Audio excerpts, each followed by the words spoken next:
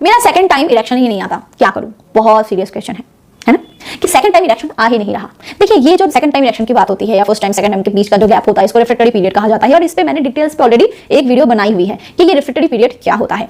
देखिए, जब आपका नहीं आ रहा है, सेकंड टाइम नहीं आ रहा है, तो पहले इस कॉन्सेप्ट को समझना पड़ेगा कि क्यों नहीं आ रहा है। अगर आप अर्ली 20s के हो, अर्ली 30s के हो, तो ये जो रिफ्रैक्टरी पीरियड है, यानी कि फर्स्ट टाइम के बाद सेकंड टाइम, इसको लाने में वक्त बहुत कम लगता है। यानी कि सेकंड टाइम आपका जो इरेक्शन है वो बहुत जल्दी आ जाता है। आपको इतना टेंशन करने की जरूरत नहीं होती, बस थोड़ा सा फोरप्ले वगैरह पे कॉन्सेंट्रेट करने से ही वो अपने आप बॉडी तैयार हो जाती है। और इस केस में कुछ चीजें ऐसी होती है कि आपको सेकंड टाइम हो सकता है कि आपका जो सेमाइनल फ्लूइड है, सेमन है, वो पतला दिखे, स्पर्म उस पे कम हो सकता है, पर ऐसा नहीं है कि होगा ही नहीं। आप डर मत जाना उसको देख के, क्योंकि ये नेचुरल होता है। और सेकंड टाइम इरेक्शन बहुत लोगों का एक दिन बाद भी आ सकता है, ये भी नॉर्मल है। डिपेंड करता है कि आप किस एज में हो। अगर आप 40s में हो, 40 के बाद की उम्र के हो, तो उस केस में सेकंड टाइम इरेक्शन लाने के लिए अगर आप कुछ चीजों पे फोकस करते हो तो इससे आपको आसानी हो जाती है कि आप अपने आप को तैयार करो। पहली बात तो आफ्टर 40s के बाद टेस्टोस्टेरोन लेवल बहुत घट जाता है। मैं हर वीडियो में बताती हूँ कि टेस्टोस्टेरोन हार्मोन को मेंटेन करना बहुत जरूरी है। कुछ खानपान ऐसे होते हैं जिस पे फोकस करना जरूरी है, उसको आप डेली डाइट में इंक्लूड करो। अल्कोहल सिगरेट को कम करो, डाइट जो है उस पर कॉन्सेंट्रेट करो, सब्जी वगैरह ज्यादा खाओ। बहुत सारे हर्ब्स के बारे में बता चुकी हूँ कि वो बहुत अच्छा होता है आपके टेस्टोस्टेरोन लेवल को बूस्ट करने के लिए। खाना बहुत ज्यादा होता है, सप्लीमेंट की मैंने बताई है बहुत सारी वीडियोस में, आप उसको फॉलो कर सकते हो।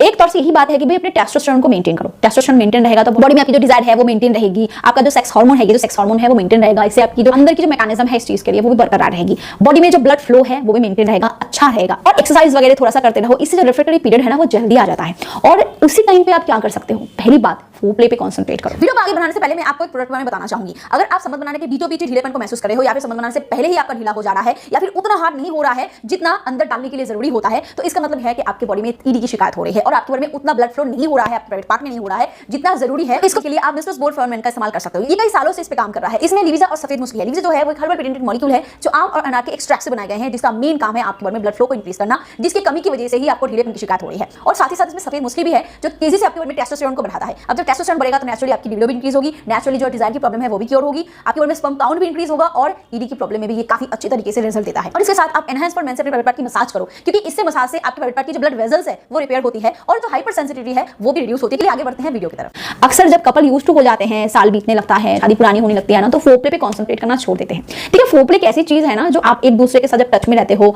तो फिर बॉडी रिएक्ट करना शुरू करती है, बॉडी के अंदर जो दबी हुई जो आपकी इच्छाएं हैं वो उभरना शुरू होता है और धीरे धीरे बॉडी फिर रेडी होना शुरू होता है।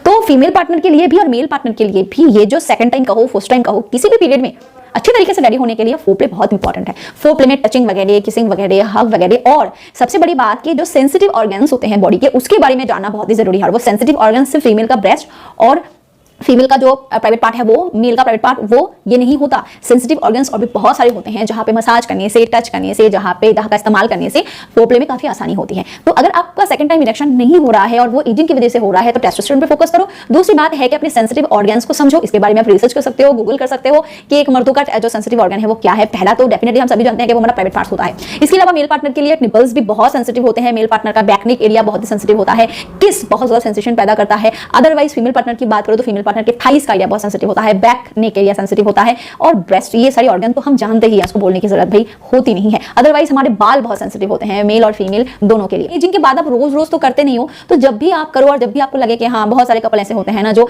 हफ्ते में एक बार मिलते हैं, महीने में एक बार मिलते हैं, काम की वजह से दूर रहते हैं, तो उनके केस में उनका मन करता ही होगा कि मैं वन नाइट पे 2 बार करूँ, सुबह एक बार करूँ, रात को एक बार करूँ। तो जब वो रात को करने के बाद सुबह करने जाते हैं ना तो बहुत बार उनका नहीं हो पाता। तो इस केस में ये चीज आपको बहुत हेल्प करेंगे, यानी कि आधे घंटे अगर आप एक दूसरे को हक करके लेटे हुए हो, एक दूसरे को फोरप्ले कर रहे हो ना, तो धीरे धीरे आप खुद देखोगे कि आपका इरेक्शन आ रहा है। आप इस चीज पे फोकस जरूर करो। वीडियो अगर पसंद आया हो तो लाइक करो, शेयर करो and do subscribe. Thank you.